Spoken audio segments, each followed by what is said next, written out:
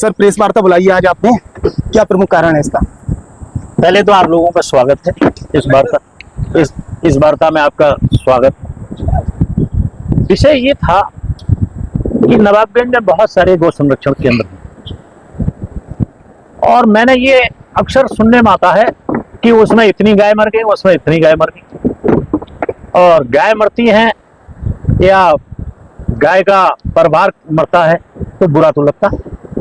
सरकार भी बहुत संवेदनशील है इस मामले में और संवेदनशीलता की वजह से ही अधकटा नजराना गौ संरक्षण केंद्र पे 25 में शुरुआत 25 फरवरी में एक गौ संरक्षण केंद्र जिसे जो चला रहा था उसके खिलाफ एफआईआर लिखी। कौन चला रहे थे सर? नाम? मिस्टर रामपाल गंगवार रामपाल जी। और उनकी चर्चाएं भी कहना चाहिए गौ संरक्षण केंद्र के बारे में बड़ी यानी बहुत ही खराब तरीके से उनकी चर्चाएं होती कि दिन में लोग छोड़ के आते हैं और रात को फाटक खोल के निकाल देते हैं, संख्या दर्शा देते हैं दूनी तिगनी, और गवर्नमेंट से चारे का, भूसे का, दाने का खर्चा भी बहुत ले रहे हैं क्योंकि उन पे वो भारतीय जनता पार्टी के नेता भी हैं। लेकिन जिला अधिकारी और सीडीओ महोदय के एक निरीक्षण वाले दिन पूरा तहसील का भी स्टाफ गया, आप सब लोग भी गए थे, और फिर वहां जो स्थिति देखी, गाय मरी पड़ी है या मरने के नजदीक है, इसलिए इसके खिलाफ एफआईआर लिखी गई और वो वहां के प्रधान को उसकी व्यवस्था दे दी। उसमें भी बड़ी अड़चने आई। यहाँ के राजनीतिक लोग इस काम को लग गए कि नहीं रामपाल ही करेगा, सरकार रामपाल की है तो रामपाल के अलावा और किसी को कैसे दिया जाएगा। इसमें बड़े बड़े नेता लगे, लेकिन जिला अधिकारी ने जो दुर्दशा देखी वो नहीं माने और शाम को वीडियो के माध्यम से थाने में एफआईआर लिखी गई और रामपाल गंगवार को ब्लैक लिस्टेड कर दिया गया। आज अभी मालूम पड़ा कि उसी संस्था को जो ब्लैक लिस्टेड है, वहां कोड़िया के पास में मधु नंगला है, वहां का गौ संरक्षण केंद्र उसके नाम से आवंटन हो गया। ब्लैक लिस्टेड होने के बाद में? ब्लैक लिस्टेड होने के बाद। बड़ी बात है। तो ये अन्याय है, संविधान के विपरीत है, नियमों के विपरीत है। तो हमने सोचा कि हम आप लोगों के संज्ञान में इस बात को लाएं और इसमें जिला प्रशासन, मंडल प्रशासन के भी अधिकारी बैठते हैं यहाँ, वो लोग इसमें कार्रवाई करें और किसी अच्छे आदमी को गौ संरक्षण केंद्र दें जिससे कि यहाँ के गौधन सुरक्षित रह पाए और सही तरीके से रह पाए, अच्छी व्यवस्था हो। सर भगवत शरण गंगवार क्या शिकायत करेंगे इस मामले को लिखित में? अरे मैं तो इतनी बड़ी शिकायत कर रहा हूँ। नहीं लिखित में सर? इससे बड़ी शिकायत कोई हो ही नहीं सकती है। मैं आप लोगों के सामने बोल रहा हूँ, आप पूरे मेरी बात को पूरे अधिकारी ही नहीं, पूरे मंडल नहीं, पूरा उत्तर प्रदेश और देश देखेगा। तो ये शिकायत लिखित में उसमें करने की नहीं। और मीडिया तो एक ऐसी वो है, आपको शायद पिछला ध्यान हो कि यहाँ नवाबगंज की अव्यवस्थाओं को लेकर बहुत सारी हमने धरने का वो आपके माध्यम से सूचना दी थी। पुलिस और प्रशासन अड़ गए कि हम करने नहीं देंगे धरना, लेकिन धरना हुआ और खूब बड़ा धरना हुआ, जबरदस्त धरना हुआ। और जब उनने वो सारी कार्रवाई नहीं की उनके खिलाफ जो कमियां थी, तो हमने कमिश्नर को ज्ञापन दिया। हम 7 किलोमीटर पैदल चल के गए अपने घर से अकेले, झंडा लेके समाजवादी का, और तपती धूप में गांधी स्टेचू यानी गांधी जी के पैरों में बैठे रहे 1 घंटे, जो समय जिस तरीके से निर्धारित किया था, और उसके बाद में सही समय कमिश्नर के पास जाके ज्ञापन देके आए। सर रिजल्ट क्या आया? नहीं रिजल्ट नहीं, अब हम बड़ा धरना दें। 1 दिन का हुआ, हम तो जो लोक समय का होगा, हम लोकतांत्रिक व्यवस्था जो भी है संवैधानिक रूप से उसके तहत फिर हम काम करेंगे। तो क्योंकि हमारी लिखा पढ़त से उनके समझ नहीं आ रही है, ज्ञापन से समझ में नहीं आ रही है। अभी जेएनजी काकरोच जनता पार्टी की वजह से पूरे हिंदुस्तान में हड़कंप मची हुई है। बिल्कुल, आज भी कहीं बवाल हो रहा है, बवाल शुरू हो गया शायद। मैं क्योंकि मीटिंग चल रही थी तो एक ने मुझे दिखाया, बोले आज धरना दे दिया इन लोगों ने, पानी की बौछार चल रही थी। क्या लग रहा है सर, बड़ी बड़ी पार्टियां शिकस्त दे पाई और एक कांग्रेस जनता पार्टी ने आकर बात बड़ी पार्टियों में बात बड़ी पार्टियों की नहीं, पार्टियां संवैधानिक रूप से चलती हैं, लेकिन जो नौजवान परेशान है, बात एक वहीं की नहीं, हिंदुस्तान की नहीं। श्रीलंका में यही हुआ, सत्ता बदल गई, नेपाल में यही हुआ, सत्ता बदल गई, म्यांमार में यही हुआ, सत्ता बदल गई, बांग्लादेश में यही हुआ, सत्ता बदल गई। और मोदी की पार्टी की भी स्थिति बहुत खराब है इस समय, डर के मारे हालत खराब, उस पर बैन लगा दिया है। अखिलेश यादव भी उनका समर्थन करते हुए नहीं, समर्थन तो हर वो आदमी समर्थन करेगा जो लोकतंत्र में विश्वास करता है और संविधान में विश्वास करता फिलहाल आपके कर्म भूमि नवाबगंज के क्या हालात हैं? है। ऐसा है, ये कहीं से इकट्ठे नहीं किए गए, ये आक्रोश फूट रहा है। और आक्रोश इस नवाबगंज में भी, मैं ज्यादा नहीं कहता कि और तहसीलों के मुकाबले नवाबगंज तहसील में नीट की परीक्षा देने वाले विद्यार्थी या नौजवान ज्यादा रहे होंगे, क्योंकि यहाँ ज्यादा एमबीबीएस बनते हैं। तो इनमें भी आक्रोश है, ये भी उस कार्यक्रम में शामिल होंगे और हम भी शामिल होंगे उस कार्यक्रम में। नहीं सर, अभी आपने कहा कि ये धरना फिर से होगा, बड़ा धरना होगा, तो ये कब होगा, कोई टाइमिंग है इसकी? अभी इसको आप देख रहे हैं, उस धरने का सर कुछ उसमें कमिश्नर के यहाँ से आदेश जारी हुए, जी उसकी कॉपी हमें भी मिली, कमिश्नर के यहाँ से आदेश जारी हुए। सर धरना देना और धरना का रिजल्ट निकलना अलग अलग चीजें हैं। आप किसे पसंद करते हैं, सिर्फ धरना की गिनती बढ़ाना या उसका रिजल्ट निकले, उस पर कार्रवाई हो? ऐसा है, ये तो मामला सत्ता और सरकार, और वो भी सामने है बेईमान सरकार। घर में अगर एक आदमी मेंबर ना माने तो उससे आप कितना ही कहना चाहिए, फिर कोई ना कोई कार्रवाई ऐसी करनी पड़ती है जिससे कि उसकी समझ में। तो ये संख्या दिखाना और उसका विषय नहीं है, कुछ काम इसमें हुए हैं, आदेश कमिश्नर ने दिए हैं जो जिले स्तर पर काम हो सकते हैं, और जो रह गए उनके खिलाफ फिर कहना चाहिए। किस तरीका के काम हुए, कौन सी ऐसी शिकायतों पे कार्रवाई हुई है वो बताया? ऐसा है, हमारे पास लेटर आया है कि हमने इसी संबंध में हमने निर्देशित कर दिया है, जैसे अपने यहाँ राशन प्रक्रिया पे और उसमें सुधार हुआ है। अब नमक कहना चाहिए बेचना बंद हो गया। लेकिन सर जो मात्रा जो यूनिट के हिसाब से जो गड़बड़ी थी वो लग रहा है वो ठीक हुई है। जो राशन के साथ में भारतीय जनता पार्टी के नेताओं का माल बिकता था और उसमें अच्छी कमाई लेते थे भारतीय जनता पार्टी के नेता, वो बंद हो गई, वो बंद हुआ है। कुछ दिन होती है फिर चालू हो जाती है। ये तो कहना चाहिए भाई, हम ही जैसे कल को खराब हो जाए तो उसे आप कैसे रोकते हो? लेकिन सर आपके नवाबगंज में जो संगठन है बड़ा गुटबाजी देखने को मिल रही है, अलग अलग ग्रुप बन गए हैं, भगवत जी का अलग ग्रुप है, तो और जो पुरुषोत्तम गंगवार जी उनके साथ में तमाम जो नेता यहाँ के सक्रिय लोग हैं उनके साथ में नजर आ रहे हैं। तो ये क्या है, ये सब चुनाव नजदीक है और गुटबाजी चरम पर है। असल में वो जो भारतीय जनता पार्टी के कार्यकर्ता हैं और प्रेस में भी कुछ कार्यकर्ता है भारतीय जनता पार्टी के, वो लोग बढ़ाने के प्रयास करते हैं, लेकिन हमारे यहाँ कोई नहीं। नसीमुद्दीन सिद्दीकी आए थे क्षेत्र में, सर आप मंच पे थे, भीड़ नहीं थी, ना के बराबर भीड़ थी वहां पर, और गुटबाजी ये देखने को मिली थी। आपके कंवर एजाज सानू, पुरुषोत्तम प्रमुख, शाहरुख खान, वकील साहब, ऐसे तमाम जो सक्रिय लोग हैं वो वहां पर नहीं थे। तो इस तरीका से बड़ा चर्चाएं हुई कि भैया गुटबाजी चर्चाओं इस समय तेजी से चल रही है।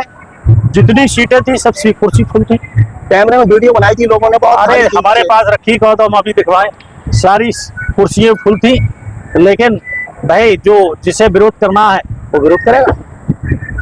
नवाबगंज में पहले जैसे लगाव देखा जाता था आपका, तमाम जो यहाँ के लोग हैं, चाहे हाजी सपन मियां साहब को ले लें, चाहे और तमाम लोग हैं, यहाँ पर आपका अक्सर बैठना हुआ करता था पिछले 2 चुनावों से पहले, लेकिन अब बहुत कम हो गया है। क्या वजह देखते हैं आप? लगाव थोड़ा कम हो गया है मुस्लिमों से, क्या माना जाए? ऐसा अच्छा, पिछले 2 चुनाव आप हार चुके हैं, क्या उससे सीख ली आपने? क्योंकि ये चुनाव आपका तीसरा होगा, या हैट्रिक लगेगी या आपकी जीत होगी, तो क्या आपने देखा कि पिछले जो 2 चुनाव थे उसमें क्या कमियां हम आपसे पूछ रहे हैं, हम जीतेंगे हार आपको ज्यादा मालूम नहीं? 2 चुनावों का आपने विश्लेषण करा होगा, उसमें क्या कमियां आपको महसूस हुई? क्या वजह रही कि भगवत शरण गंगवार नवाबगंज विधानसभा से 2 चुनाव हार गए? ऐसा है, ये सब जानते हैं, वो आप लोगों से ज्यादा तो कोई जानता ही नहीं। जहाँ जात बिरादरी और धर्म के नाम पर विभाजन हो वोटों का, जहाँ हिंदू मुस्लिम की बात की जाए, ये तो बहुत पहले चल रहा है जब से भाजपा सरकार है। हाँ, भाजपा सरकार 17 में तो तभी तो हम हारे 17 में, और 19 में, वो उसके बाद में 22 के चुनाव में हमारी हार बहुत कम वोटों से हुई थी। और हमारा तो निश्चित कहना है कि उसमें कई तरीके से बेईमानी हुई। जैसे आज SIR के नाम पर एक बड़ा खेल खेला गया है, बंगाल जलवा दिया बिल्कुल जी बिल्कुल। और नवाबगंज में भी मैं वही सब वोटर लिस्टों का सत्यापन करवा रहा हूँ। जो वोट थे बनवाए थे, यादवों के वो वोट नहीं है, मुसलमानों के हर परिवार से 1-2 वोट कम है। तो ये SIR का ये कहना चाहिए लाभ ले रही है भारतीय जनता पार्टी कि जो इनके वोट नहीं है, हमारे जो नेता लोग हैं उनके घरों में वोट कम कर दिए हैं। नहीं, इस बार इसी जो अभी लिस्ट छप पे आई है। इसके अलावा एक कमी और सामने आती है, लोगों की चर्चाओं में रहती है कि आपने बरेली के जो ग्रुप हैं, बरेली के जो लोग हैं, उन्हें वरीयता ज्यादा देनी शुरू कर दी। नवाबगंज के लोग हैं, उनसे उठना बैठना उनके यहाँ बंद कर दिया। इसका वजह, इसका परिणाम ये रहा कि आप 2022 के चुनाव हार गए। ऐसा है हम तो हमेशा हम पढ़ने गए थे बरेली, तब से बरेली में रहते हैं। बरेली में भी हम, बरेली के भी हम लीडर हैं, अच्छा। हम बरेली के लोग लीडर मानते हैं, लेकिन हमारी तारीफ करते हैं। नवाबगंज में से- भी भगवत शरण की बुराई करने वाला कोई नहीं है। और आप अगर ना कह पाओ ये बात अलग है, नहीं तो आपसे मैं पूछ रहा हूँ, बताओ मेरी कोई बुराई करने वाला किसी दल का आदमी कोई है? नहीं, अब आपके भी लोग थोड़ा सा रुष्ट लगते मैं हैं। जो पूछ रहा हूँ, नवाबगंज नगर में चाहे वैश्य समाज हो, चाहे ब्राह्मण समाज हो, चाहे खत्री और खत्री समाज हो, मेरी बुराई करने वाला कोई सर फिर हार क्यों जाते हैं? लोग आए हैं, कोई सर पिछला चुनाव क्यों हार गए? आप इतने लोकप्रिय हैं। चुनाव हर आपसे- चीज अलग विषय है। चुनाव में बहुत चीजें आना चाहिए काउंट करती हैं।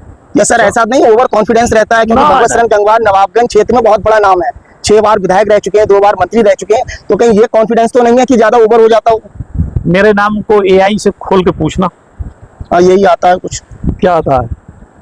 एक हार जीत अलग विषय है, हार जीत तो अच्छे अच्छे लोग हार गए, लेकिन मेरी कोई बुराई करने वाला। और मैं बहुत लंबे समय से, जो प्रत्याशी आएंगे इस बार भी, उनकी उम्र इतनी नहीं होगी जितना टाइम मुझे इस नवाबगंज में राजनीति करते हुए। मेरी कोई एक भी व्यक्ति बुराई करने वाला किसी भी दल का आदमी नहीं ढूंढ सकते।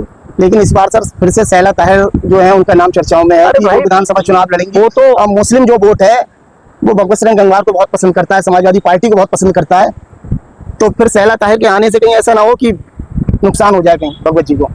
उन्हें अपने नेताओं से कहकर लड़वा दो, मालूम पड़ जाइए सब लोगों को।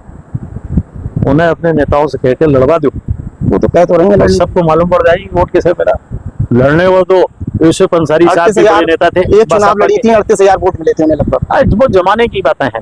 बदलाव आ जाएगा। कुछ विशेष वो बताएं, आपके जो समर्थक हैं, जो आपसे प्यार करते हैं, लगाव रखते हैं इस विधानसभा के लोग, जो इंतजार करते हैं भगवत जी। ऐसा है, आप पूछ रहे हैं जी। तो हम 10 साल से हमारी सरकार नहीं हो, हम एमएलए।